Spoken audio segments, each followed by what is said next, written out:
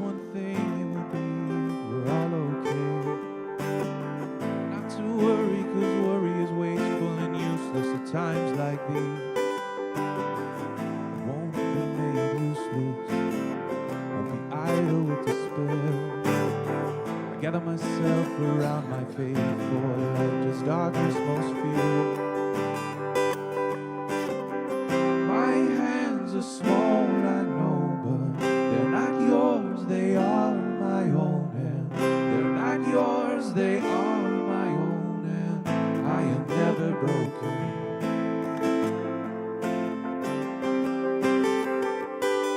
Poverty stole your golden shoes, but it didn't steal your laughter. And heartache came to visit me, but I knew it was an ever after. We will fight, not out of spite, but someone must stand up for what's right. Cause where's a man who has no voice? Ours will go singing. My hands are small, I know, but they're not yours, they are my own. And they're not yours, they are my own. And I am never broken. In the end, only kindness matters. In the end, only kindness matters.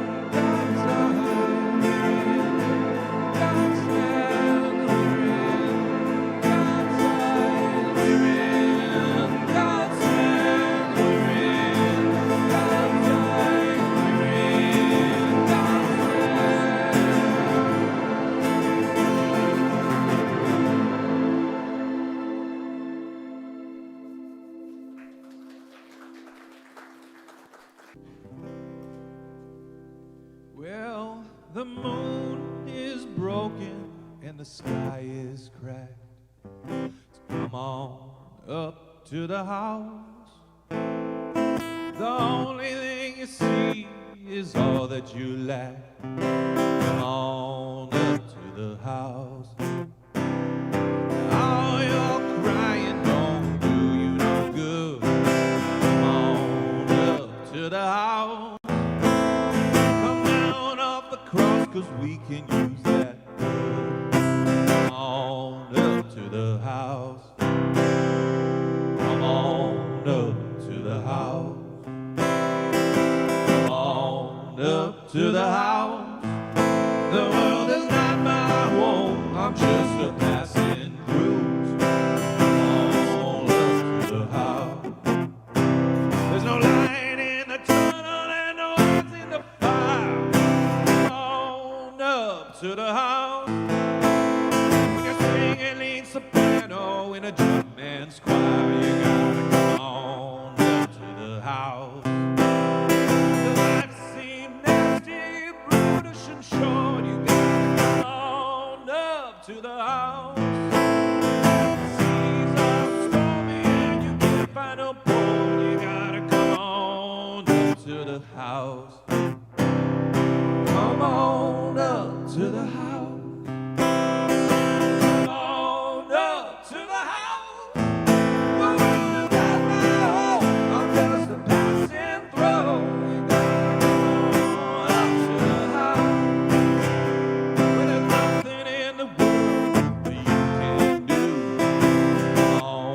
on up to the house. You're whipped by the forces that are inside you.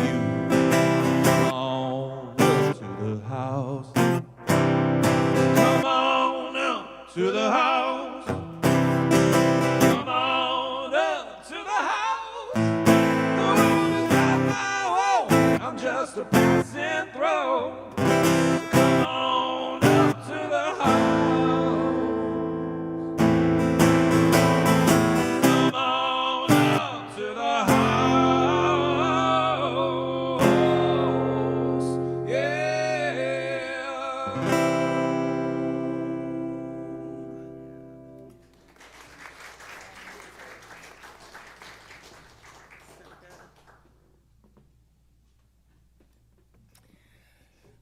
So the last time I was with you was during the COVID pandemic, the lockdown portion. Of course, at some point I got COVID.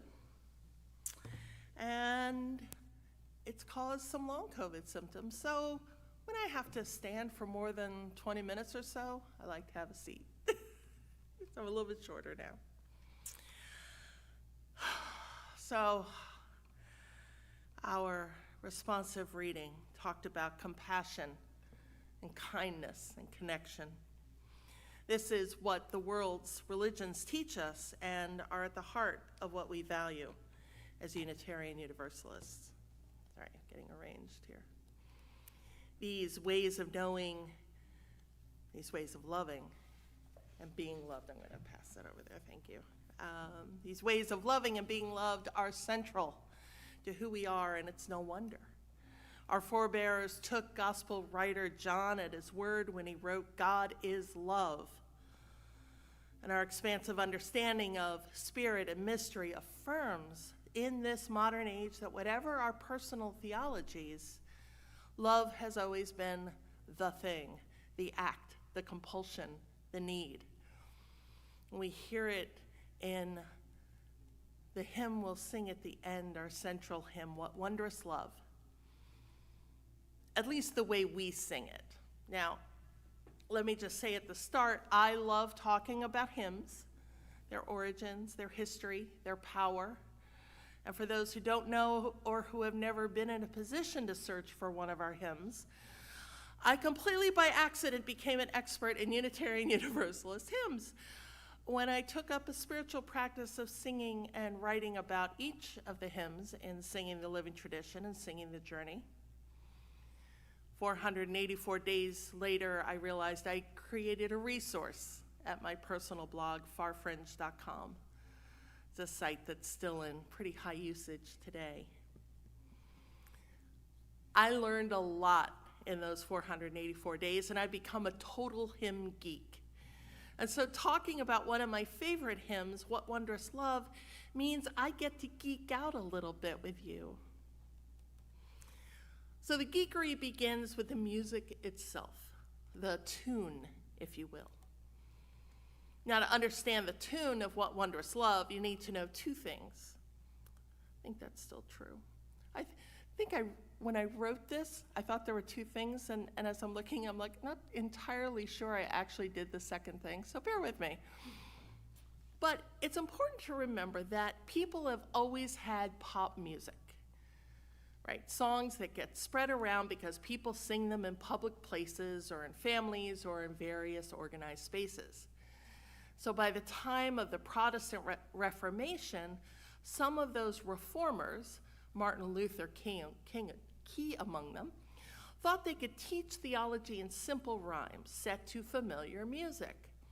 So folk songs and drinking songs, yes, drinking songs, got new lyrics, right? You use what's popular. Now, changing lyrics wasn't a big thing then. I mean, it would be a couple of hundred years before the first copyright statute was passed in England. And it's still, the folk tradition continues this, where people can write new lyrics to old tunes. So knowing that, let's cross the pond to colonial America, where people from a variety of cultures came or were brought to this continent for various reasons. Sometimes, as we know, nefarious reasons. These people from these cultures engaged with one another. And I'm going to let musician Abigail Washburn share this part of the story. On an episode of Krista Tippett's On Being, Washburn talks about hearing bluegrass musician Doc Watson for the first time. She remarks that although she was studying in China during those years, that old Appalachian melody played on banjo and sung by Watson revealed to her the heart and truth of America. Washburn talks about the African roots of the banjo and this music. She says, as people were being boarded onto the slave ships, the people said, throw your heart down here. You're not going to want to carry it where you're going. A lot of the slave masters figured out that if they had a banjo player on board, playing the music of home, more of the cargo would live to the other side. So the origins of the banjo in America are the bitterest of roots, and it formed an amazing origin to what became a blend of traditions from Africa, Scotland, and Ireland, when these banjo players from Africa and the fiddlers from Scotland started playing plantation dances together. That's what started what we know as that early Appalachian and that early American sound. That sound is based in this bitter root, but with this hope that I can survive. I can survive. So it is that truth, the bitterest root tinged with hope, that appears in many of the tunes we associate with traditional American music, or some know it as the sacred harp tradition. Many of these tunes show up in our hymnals, some published in books called Southern Harmony, or Union Harmony, or Missouri Harmony. These tunes have a plainness, a plaintiveness, a truth. We've already heard some of that in the two hymns we've sung today, songs from this tradition, which set a mood that reminds us of the bittersweetness of life.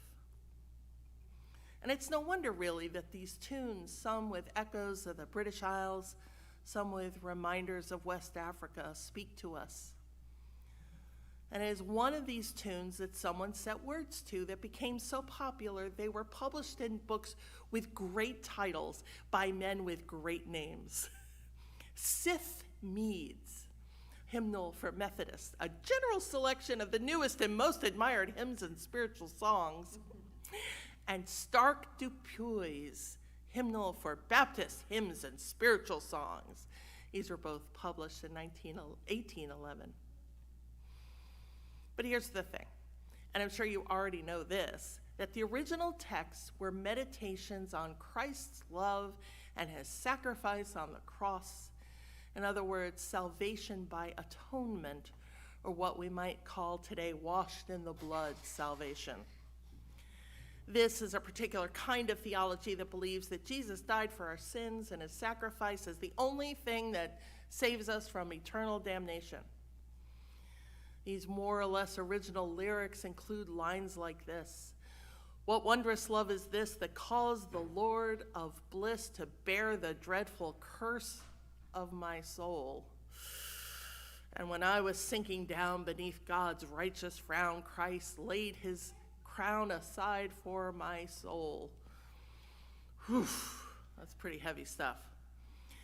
And not what we believe in Unitarian Universalism, whether we believe in God or not. So it's no wonder that early 19th century Universalist preacher Hosea Ballou did a closer reading of the Christian scriptures and found that this idea of damnation and salvation of atonement was not only not in the Bible, but it was contrary to the understanding of a loving God. Ballou asserted that a loving God would not pick and choose who was saved or not based on what seemed to him to be an odd set of rules and judgments. He asserted that a loving God would not punish anyone understood as their children, not Jesus, not any of us. So carrying on that universalist understanding, early 20th century universalist theologian Clarence Skinner asserted that hell isn't somewhere we go after we die, that hell is the hatred and destruction and evil we see here on earth. It's why we have the slogan, "Love the hell out of this world," because the here and now is the only thing that matters. It's a message as we heard in our reading, inspired by Karen Armstrong, that the world's religions are pretty much in consensus about. So a song with lyrics about the kind of salvation that isn't concerned with the common endeavor of humanity just isn't our song. It doesn't resonate with what we know about hell, salvation, the divine, humanity. And yet the tune and those first words, "What wondrous love is this, oh my soul, oh my soul." They're so good, right? They get past our intellect and into our bodies. That first line speaks an incredible truth of love and longing and revelation and awe. Look, thank all that is holy for Connie Campbell Hart.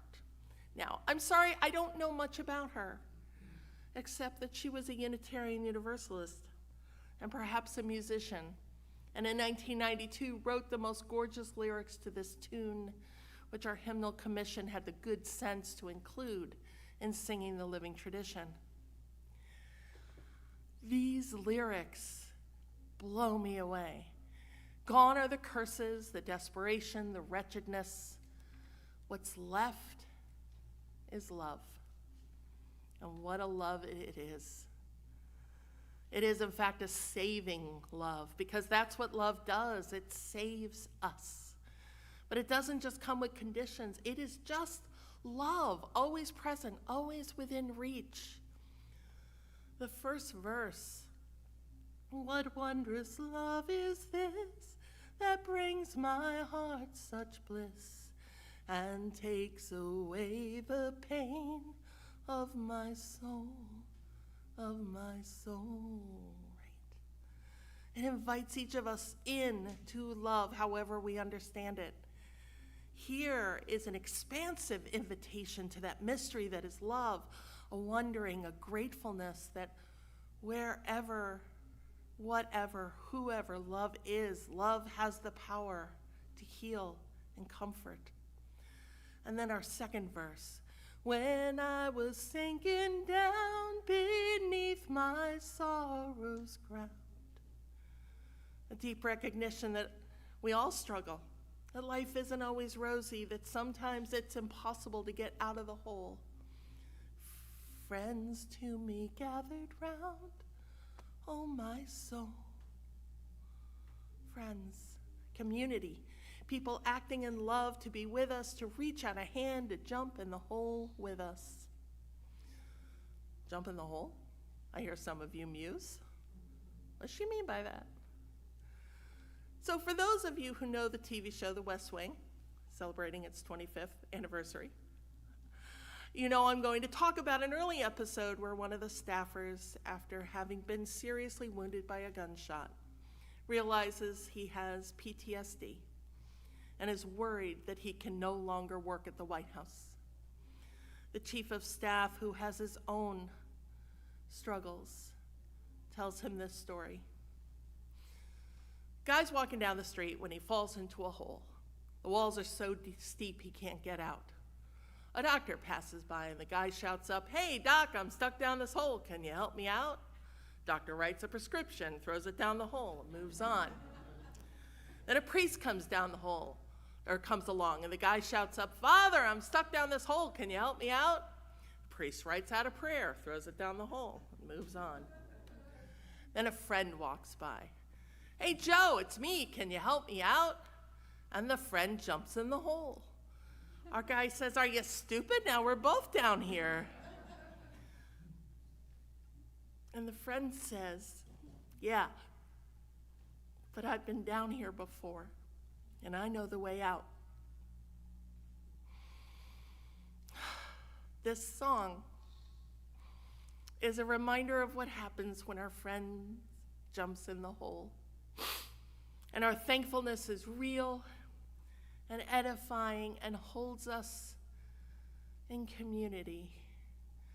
And our third verse, to love and to all friends, I will sing, I will sing. To love and to all friends, I will sing. To love and to all friends who pain and sorrow mend, with thanks unto the end, I will sing, I will sing. With thanks unto the end, I will sing. There is so much love and so much grace and so much comfort, more than we can imagine right here, right now. We are called not to just act in love, but to love one another as we ought to love ourselves, to be patient and kind, to leave our hearts open to compassion and empathy, to stay connected and aware of one another, to hold the contradictions of the bittersweet, knowing that in love there is hope, and in hope there is love. Let us marvel at this wondrous love. And of course, we will now sing What Wondrous Love, because we couldn't talk about the hymn and not have everyone sing about it. So I invite you to rise in body, in spirit, in voice, as we sing number 18, What Wondrous Love.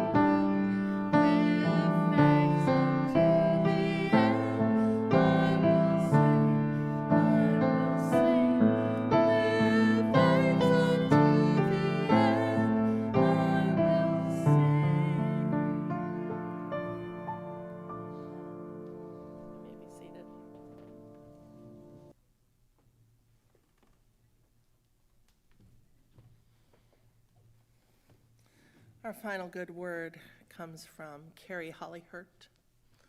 Love holds you.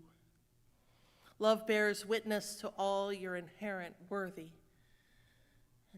worthiness and dignity. It witnesses how you try, succeed, and fail, and it does not flinch. Love will not let you go. Love holds all of you. Love holds all of us. Go in peace, go in joy, go in love.